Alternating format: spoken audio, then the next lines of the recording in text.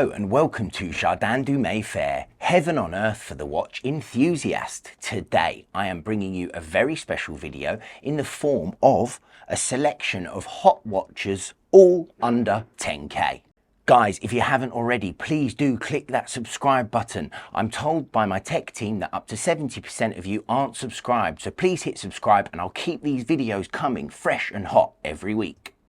Now, it's no secret that here at Jardin du Mayfair, we've been a bit heavy on the pricey stuff lately, and it might be good to take a look at some value propositions that sit below the 10k threshold. So, without further ado, let me get started. Now, I'm starting with a bang because this is my personal favourite of the selection. Probably should have saved it till last, but hey, why not get straight into it? Now, I will just give a quick side note. There is a lot of watches here, so I won't go through the full history of all of them, but I will give you an overview. If you'd like to discuss any of the pieces, my WhatsApp number is in the description below. So, as I said, this is my favourite. It's the IWC Portofino Chronograph, 39mm, and its model number is IW391405. IWC stands for the International Watch Company and was founded in 1868 by a Boston-based American watchmaker called Florentine Artiso Jones. Like many of the well-established brands, they first produced pocket watches, and these days are best known for their pilot watches. They have a collection that comprises 5 different lines. Pilots, which are exceptionally legible and aviation themed.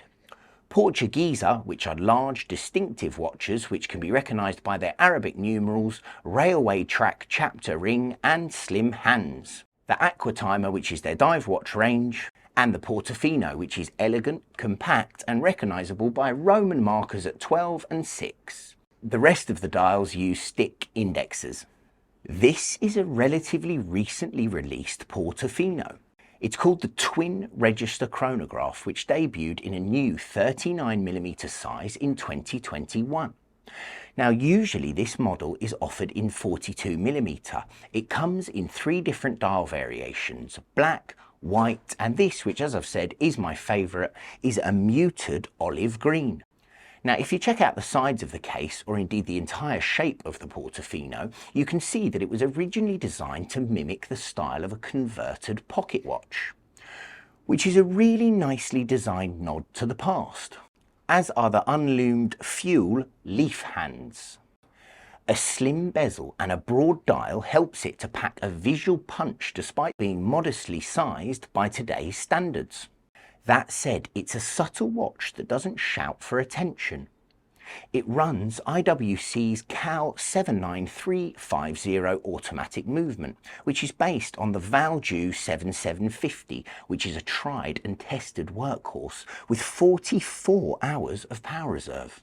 In short, it's a really lovely vintage-styled chronograph for under £5,000. So what's not to like?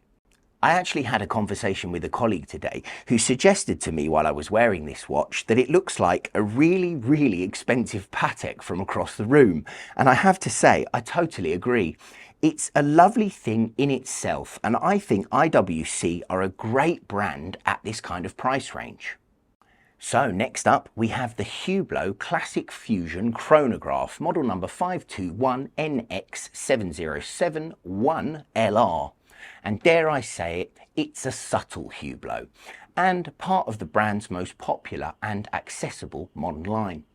The Classic Fusion, which was released in 2008, is the closest modern variant in 3-hand form to the very first MDM Hublot, which was released in 1980.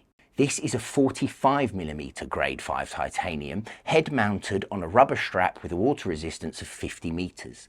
And it most certainly is a modern take on a chronograph and extremely lightweight to boot. This is the racing grey dial, which echoes the darker greys of titanium for a monotone look, which extends through the anthracite rubber to a sort of alligator style strap, which, when closed via the folding clasp, runs its additional length along the inside of the wrist and gets rid of both excess tail and the need for keepers. A much tidier method of fastening. I really like monochromatic watches, and this one works very well, particularly as the sub-dials have a slightly darker tone to the rest of the dial, and this is picked out by using the polished rings to separate them. My only mild grizzle would be the lack of lume, but this is a feature of the range. The case, which is an eye-candy mix of mirror polish and matte satin finish, has integrated lugs which arc downwards to curve the watch around the wrist. It makes it sit very comfortably, and that's given a length of 53.5 millimeters. They've done a good job there. The brushed and bolted bezel and its sandwich style gasket set is up and well known with the best of them, and has a touch of the royal oak about it, but both being remnants of the 70s and 80s porthole design theme, this isn't really a surprise. The display caseback provides a viewing window to the Sellita SW301 movement, which provides 42 hours of power reserve and is found in other brands such as IWC, SIN and so on. It's not a rare or in-house movement, but it is reliable and extremely easy to service. All in, it's a very decent sports chrono and comes in at around £7,300 on the grey market.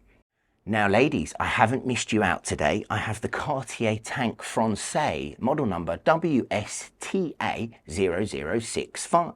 One for our lovely female viewers, not that we don't advocate for wearing what you like when you like, regardless of size, but this one is a small model. It's at 21.2 millimeters in diameter, so it's not suited for my gigantic wrist.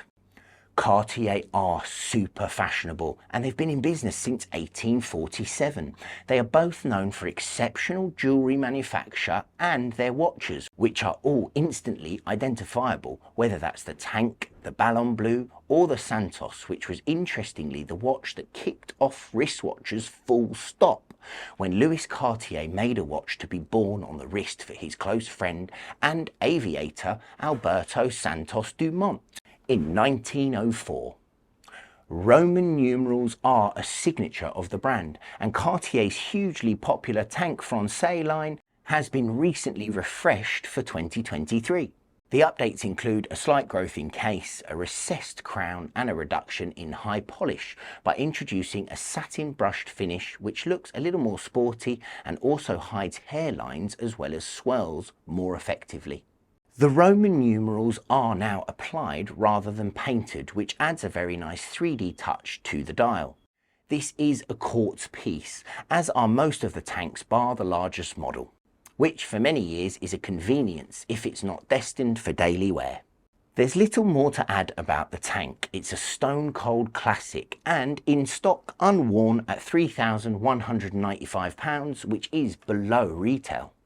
Ladies and gents this time, because this is 34mm, so if you can pull it off, you're an absolute winner. And this is my second favourite watch of the video. Was very close to a first, if I'm honest. It's a difficult one, this. I'd love to hear what you guys think in the comments, but check this watch out.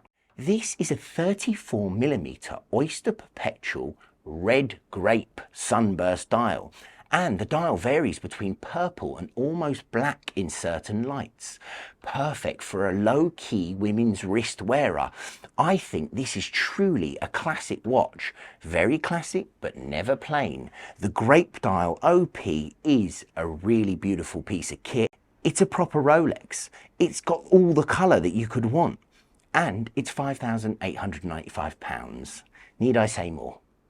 Next up is the Tudor Black Bay Steel and Gold. Yes, it's a kind of copy of the root beer, but its price is £4,895. And if you know me, you'll know that I used to have the steel version of this, the Pepsi version, and I was totally obsessed with the watch. It actually kept time a lot better than most Rolexes. The in-house movements from Tudor are equally as good as their Rolex counterparts, and I think this, for under £5,000, it's actually bang on its retail price as well. What a watch. It's a great, great watch for the money. Now we're going down to the kind of starter Rolex end here with the Datejust 41 in full steel with a kind of silver champagne dial, the baton hour markers. The bezel is a smooth bezel, which does get talked about a lot. It's made in 904L steel. You'll probably pick up some scratches here and there, but they can be polished out. And I tell you what, this as a starter piece is a really, really nice watch if you're trying to go a bit under the radar because it's not as immediately identifiable. The price of this going slightly up the top end for our video, but it's £8,495. It's 2023 and it's a very clean watch. So this last watch is a little bit cheeky because it's just a tad over our price range today, but I thought it was a crime not to include it because it's a really, really good watch for the money. It's first released in 2008. Yes, that's right. It's the Rolex Deepsea Sea Dweller. And it was the brand's king-sized deep diver. It's 44mm in diameter and 18mm thick. It's by no means a subtle watch. Yeah, you can't put it under the cuff, but it's a Deepsea. It's made to be shown. So the 12660 is a second generation Deepsea, which was introduced in 2018 and features some tweaks from the original that makes it a far more comfortable watch to wear. The lugs are wider, and the bracelet has also grown from 20mm to 21mm. This may sound like a small change, but it completely transformed the balance of the watch. So both visually and while wearing, it just seems so much nicer now. It was a great update from Rolex. Another update is the calibre, which has the Rolex 3235. This increases the power reserve to 70 hours.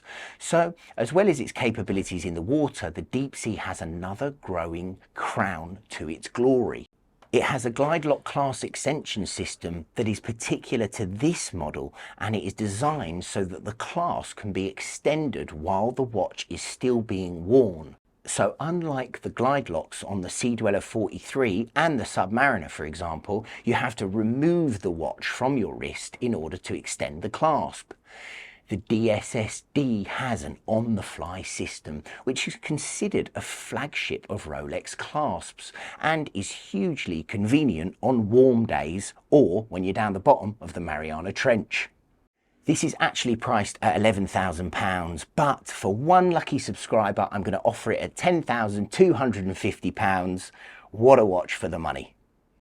Guys, I hope you've enjoyed this video on hot watches under 10k. I did try and move through them all a bit quickly. If you want to find out any information on any of these pieces, as always, my WhatsApp number is in the description below.